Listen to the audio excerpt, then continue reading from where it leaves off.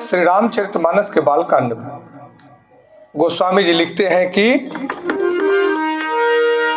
सुनी विधि विनय समुझी प्रभु बाणी, ऐसे ही हो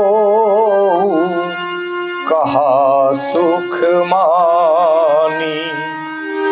तब देवन दुम्भी बजाई, तब देवन दुम्भी बजाई। बरसी सुमन जय जय सुर साई, बरसी सुमन जय जय सुर साई। ब्रह्मा जी की प्रार्थना सुनकर और प्रभु श्री रामचंद्र जी के वचनों को याद करके भगवान शिव जी ने प्रसन्नता पूर्वक कहा कि ऐसा ही हो जैसा आप चाहते हैं। तब सभी देवताओं ने नगारे बजाए और फूलों की वर्षा करके जय हो, देवताओं के स्वामी की जय हो, ऐसा कहने लगे। कहते हैं कि जैसे ही यह वचन मिला कि देवताओं ने दुदुम्भी बजाने लगे और फूलों की वर्षा करने लगे। इस आध्यात्मिक सिद्धांत को समझने की आवश्यकता है कि ईश्वर भावना देखते हैं, ईश्वर शब्द नहीं भावनाओं को समझते हैं। चाहे आप हिंदी में प्रार्थना करें, इंग्लिश में प्रार्थना करें, अरबी में प्रार्थना करें, भोजपुरी में प्रार्थना करें, मैथिली में प्रार्थना करें, मराठी में प्रार्थना करें, बंगाली में प्रार्थना करें, अर्थात किसी भी भाषा में आप प्रार्थना करें, ईश्वर शब्द नहीं ईश्वर भावनाओं को समझते हैं।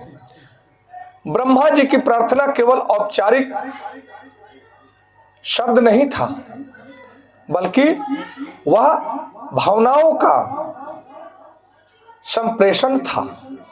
वह लोक कल्याण के लिए एक याचना थी। जीवन का सिद्धांत है, जब आपकी इच्छा केवल अपने लिए नहीं है बल्कि समाज और धर्म के लिए आप जब कार्य करते हैं, आपका भावना समाज कल्याण के लिए होता है, धर्म कल्याण के लिए होता है, तब उसका फल अवश्य मिलता है। इस सिद्धांत को जब समझने की आवश्यकता है। और जो व्यक्ति केवल अपनी इच्छा पूर्ति के लिए प्रार्थना करता है, भगवान उसे भी पूर्ण करते हैं, परंतु वह उसका फल उतना प्रभावी नहीं होता है। जीवन में एक क्षण आता है जब प्रयास, धैर्य और प्रार्थना मिल करके परिणाम बन जाते हैं।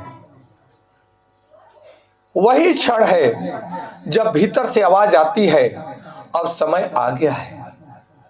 इसलिए कभी भी जीवन में हार नहीं मानना चाहिए और अपने प्रयास को नहीं छोड़ना चाहिए। निरंतर प्रयास करने से हमारा जीवन संवर जाता है। और कहते हैं निरंतर चलने वाला कभी हारता नहीं, और धैर्य के साथ में जो प्रार्थना करता है उसकी प्रार्थना अवश्य स्वीकार की जाती है। इस भाव को समझने की आवश्यकता है, जिससे हमारा और आपका जीवन श्रेष्ठ बन सके। कहते हैं देवताओं ने केवल धन्यवाद नहीं दिया, भगवान शिव को केवल धन्यवाद नहीं कहा, बल्कि उन्होंने भगवान शिव की उत्सव, भगवान शिव की स्वीकृति को अपना उत्सव समझ लिए और उत्सव बना दिया, उत्सव मनाने लगे। यही हमारे जीवन का संदेश है कि जीवन में छोटी छोटी सफलताएं जब आए तो बड़ी सफलताओं के लिए छोटी सफलताओं को कभी इग्नोर नहीं करना, बल्कि छोटी छोटी सफलताओं में उसको उत्सव बना करके उत्सव मनाइए। वही छोटी छोटी सफलताएं आपके और हमारे जीवन को बड़ा उत्सव और बड़ा सफलता प्रदान कराती है। कृतज्ञता से भरा हृदय और अधिक कृपा आकर्षित करती है। इस सिद्धांत को जानना अति आवश्यक है कि जब छोटी छोटी सफलताएं हमारे जीवन में आती हैं और हम उसके लिए भगवान को धन्यवाद करते हैं, थैंक्स करते हैं, कृतज्ञता व्यक्त करते हैं, तब हमारा हृदय आनंदित होता है, प्रफुल्लित होता है और प्रेम भरे हुए हृदय से जब हम भगवान को कृतज्ञता व्यक्त करते हैं तब भगवान की कृपा हमारे ऊपर बरसती है।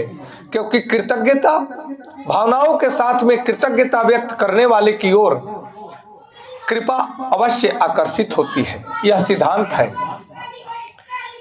एक बहुत ही सुंदर प्रेरक उदाहरण है कि एक किसान ने वर्षों तक परिश्रम किया, कभी सूखा, कभी वर्षा और कभी वर्षा की कमी, पर उसने विश्वास नहीं छोड़ा। एक दिन अच्छी वर्षा हुई और फसल लहलहा उठी। उसके लिए वही क्षण था कि वह उस लहलहाती फसलों को देख करके उत्सव मनाने लगा।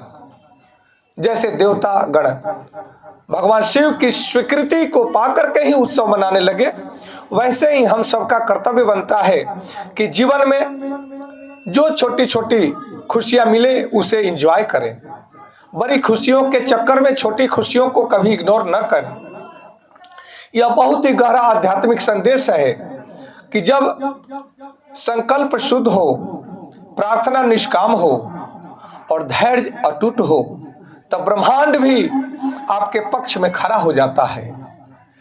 ध्यान कीजिए, जब संकल्प शुद्ध हो, प्रार्थना निष्काम हो, सबके कल्याण के लिए हो, अपनी कामनाओं के लिए न हो, और धैर्य अटूट हो, अडिग हो, तो संपूर्ण ब्रह्मांड की शक्तियां आपके पक्ष में खड़ी हो जाती हैं और आपका कल्याण करने के लिए वे सदैव ही तत्पर हो जाती हैं। देवताओं की जय जयकार हमें सिखलाती है कि सफलता केवल व्यक्तिगत नहीं होती, वह सामूहिक आनंद बन जाती है। इसलिए मेरे प्रिय दर्शक भाइयों बहनों, क्या आप अपने जीवन में ऐसे ही क्षण की प्रतीक्षा कर रहे हैं? तो निराश मत होइए, प्रार्थना करते रहिए और अपने संकल्प को शुद्ध रखिए। जब समय आएगा आपके जीवन में भी दुदुम्भी बज उठेंगी, आपकी सफलताएं आपके कदमों को चूमेंगी और आपका जीवन उत्सव बन जाएगा। इसलिए सफलता पाने के बाद उत्सव नहीं, सफलता से पहले ही उत्सव बनाइए अपने जीवन को, तो सफलता भी उत्सव बन करके आएगी। जब भावना शुद्ध हो तो भगवान की स्वीकृति निश्चित ही आपको प्राप्त होती है।